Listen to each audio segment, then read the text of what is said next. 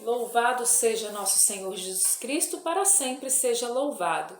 Rezemos juntos pelo sinal da Santa Cruz. Livrai-nos Deus nosso Senhor dos nossos inimigos, em nome do Pai, do Filho e do Espírito Santo. Amém.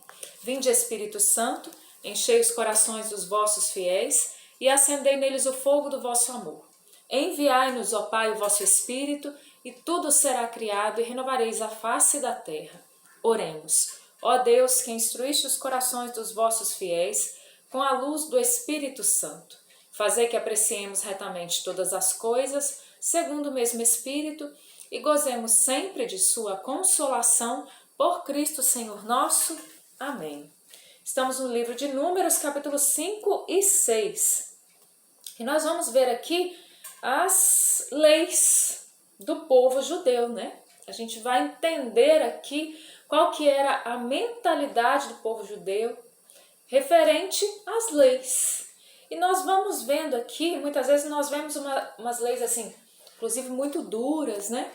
Mas nós vamos entendendo qual que era a mentalidade, né, do povo judeu. A gente vai compreendendo, inclusive, muitas questões do Novo Testamento, né? A gente vai entendendo aqui até mesmo algumas coisas das curas que Jesus realizou, como é que era a mentalidade das pessoas em relação àquele que era discriminado, aquele que era marginalizado por causa dessas leis, né?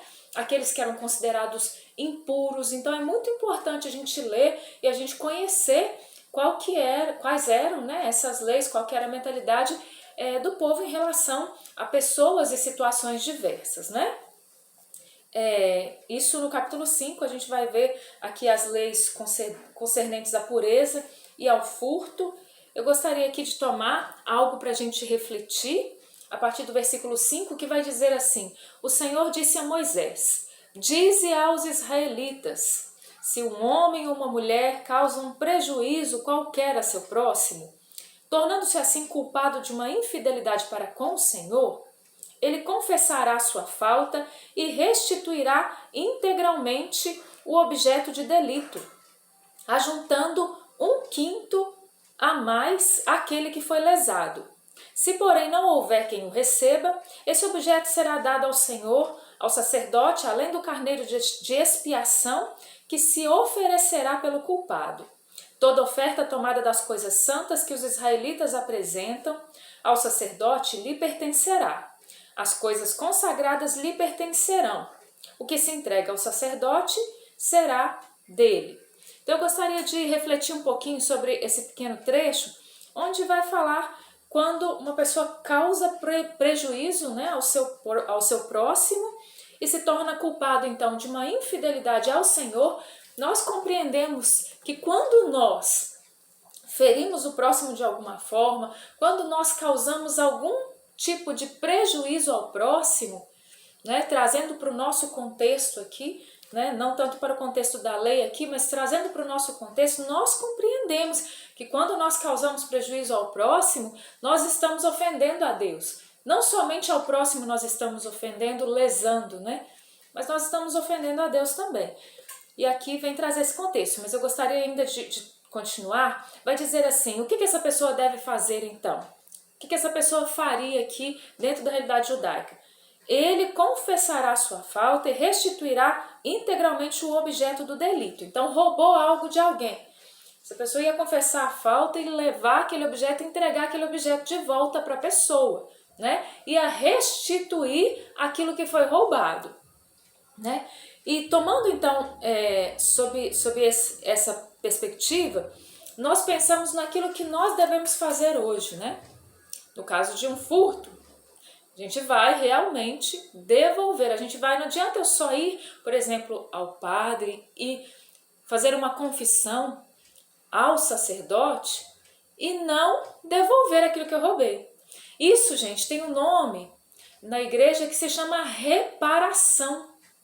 Nós precisamos ter responsabilidade o suficiente para reparar os nossos erros.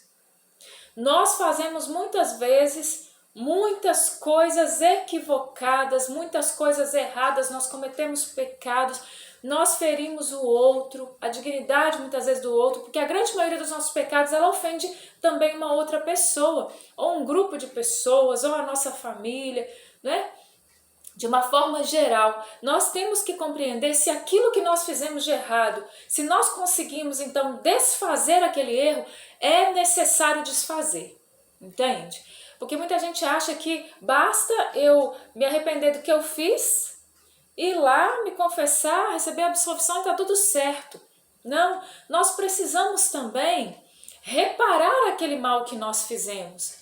Então, a forma que nós tivermos de reparar o mal, nós precisamos fazer, né? Nós precisamos fazer.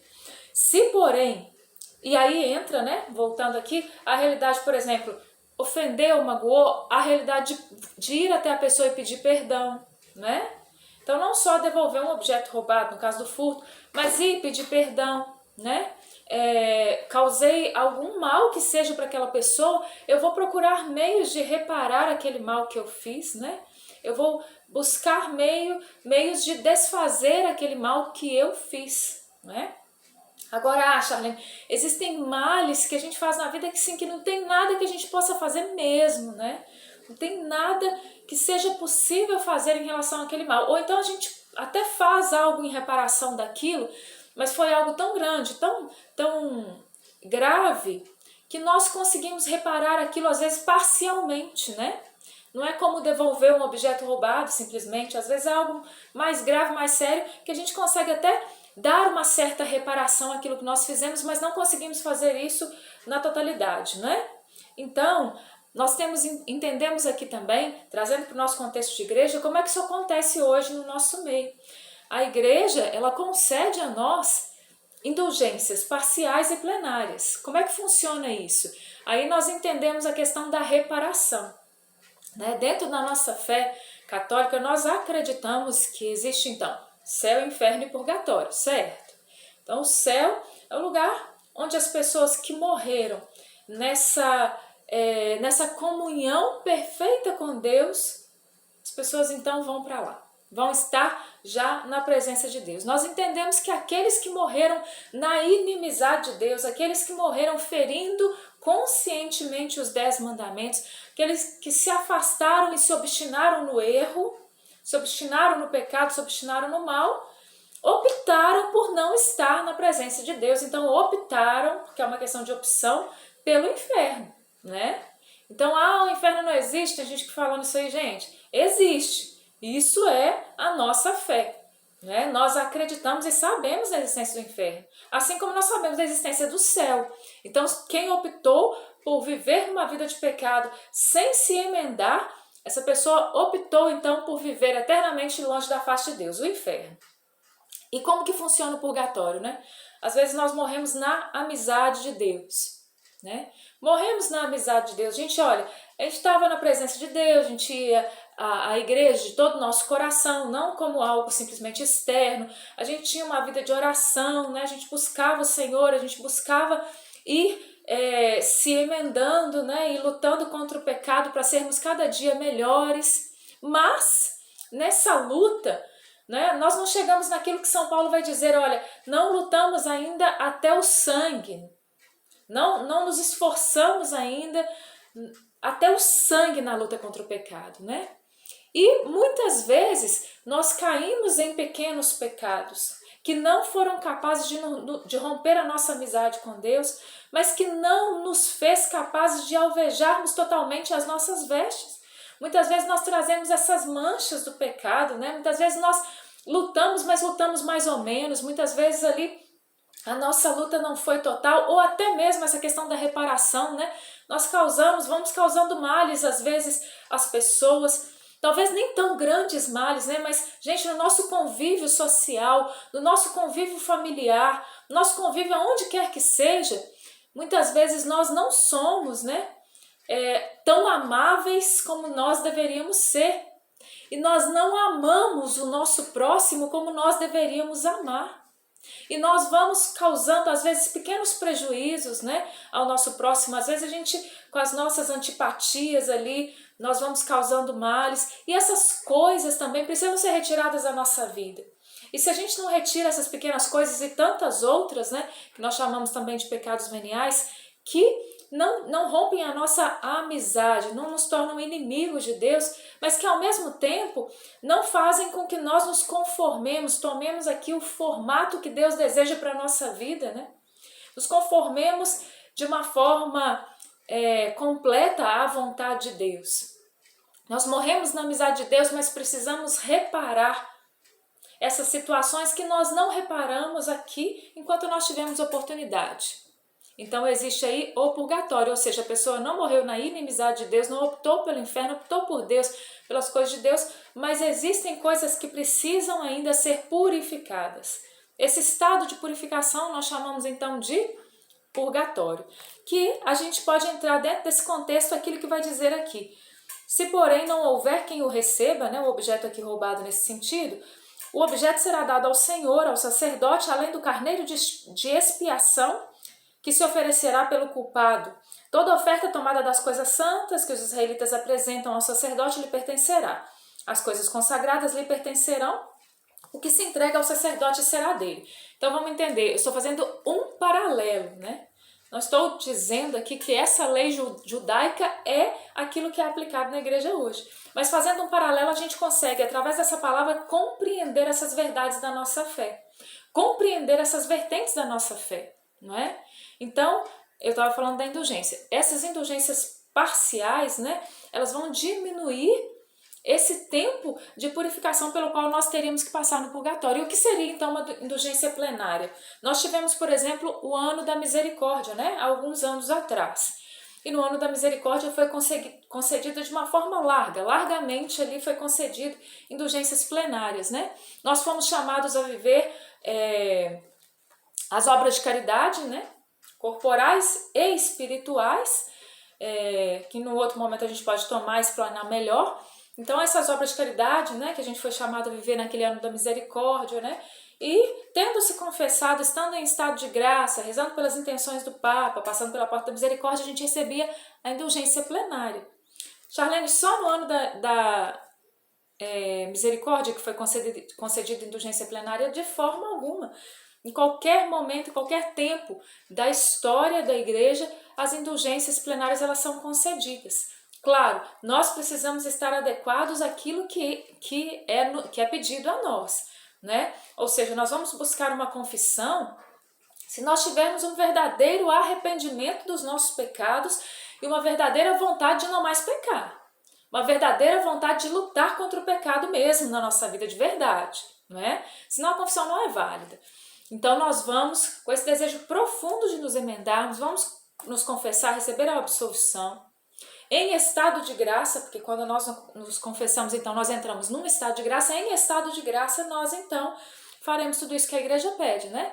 De rezar ali pelas intenções do Santo Padre, de comungar, né? Nós vamos à missa, comungamos, nós fazemos então, rezamos o Pai Nosso, Ave Maria, o Glória ao Pai, né? Pelas intenções do Papa. Também, diante dessa realidade toda, né, nós vamos cumprindo esses preceitos, por exemplo, indo num santuário, né, quando a gente vai a algum santuário, que ali concede-se, né, a indulgência plenária, rezando o terço ou o rosário em família, ou rezando de pé diante de uma imagem de Nossa Senhora. Então existem várias realidades que nos concedem, né, essa indulgência. Uma hora de adoração dentro desses requisitos, em estado de graça, uma hora de adoração ao Santíssimo Sacramento, né, conforme a igreja vai nos ensinando. Então, isso tudo vai fazendo com que essa reparação, seja uma reparação parcial ou uma reparação total, vai acontecendo daquilo que também nós não conseguimos reparar, como eu disse, porque não é possível, né, diante da gravidade. Isso tudo, gente, vai revelando a misericórdia de Deus. Deus quer que todo homem se salve e chegue ao conhecimento da verdade, não é isso que nós somos ensinados? Deus quer. Então, se eu colaboro com a graça, se eu me abro a essa graça, e se eu também desejo a salvação e eu também busco essa salvação, eu vou encontrar todos os meios possíveis para que eu possa ir para o céu. Claro, nós precisamos ter a consciência que isso exige esforço. Nós vivemos numa sociedade que não quer se esforçar por nada. Eu quero viver a minha vida de qualquer jeito, do jeito que der na cabeça, e eu quero, da mesma forma, eu quero ganhar o céu, né? Então nós temos que entender, gente, que nós precisamos fazer a nossa parte, que nós precisamos dar os nossos passos, né? Que nós precisamos ter uma luta verdadeira contra o pecado, que nós precisamos lutar para amar, que não é fácil muitas vezes. Lutar para perdoar, que é muito difícil muitas vezes, mas exige luta, exige esforço, né? Exige suor, lágrima, sangue, né? Aí aqui continua a partir do versículo 11, aí no capítulo 5, falando sobre a realidade do ciúme, né? Tem lei até para o ciúme aqui dentro da realidade judaica, né? Dessa lei aqui, então, que nós estamos aqui estudando, né? E lendo no livro do Números aqui, no Antigo Testamento. Lá no capítulo 6, nós vamos ver sobre a lei do nazireato. A lei do... E por que é importante a gente estudar isso, a gente conhecer isso? Nós vamos entender aqui, lendo essa lei sobre o nazireato, a gente vai entender, por exemplo, melhor a história de Sansão, né? Lembra lá de Sansão e Dalila, né? Tem essa história aqui na Bíblia, então, lá no livro de Juízes, a gente vai entender melhor essa consagração, como que era essa consagração, como que funcionava essa consagração, por exemplo, de Sansão, que foi um juiz, né? Um dos juízes. Muita gente nem sabe, né, que essa história é uma história bíblica, né? Tem gente que acha que não é uma história bíblica, é uma história bíblica, né? Então é algo que está realmente aqui na Sagrada Escritura e a gente vai entender isso melhor. Vale a pena a gente conhecer. Mas eu gostaria de tomar com você aqui, dos versículos 22 ao versículo 27, onde vai dizer assim, só fazendo um outro parêntese aqui, se a gente pegar Atos dos Apóstolos, capítulo 21, do 23 ao 26, a gente vai entender também dentro daquele contexto lá, depois você toma lá, Atos 21, de 23 a 26, onde vai mostrar a realidade de Paulo, né, a vida missionária de Paulo ali, onde tinham dois irmãos que tinham ali uma consagração dessa daqui, do Nazireu, né? Então, a gente vai entender, quando a gente lê lá em Atos 21, lendo essa lei, a gente vai entender do que está falando lá em Atos 21. Continuando então lá no versículo 22, vai dizer assim, o Senhor disse a Moisés, dize a Arão e seus filhos o seguinte, eis como abençoareis os filhos de Israel. O Senhor te abençoe e te guarde.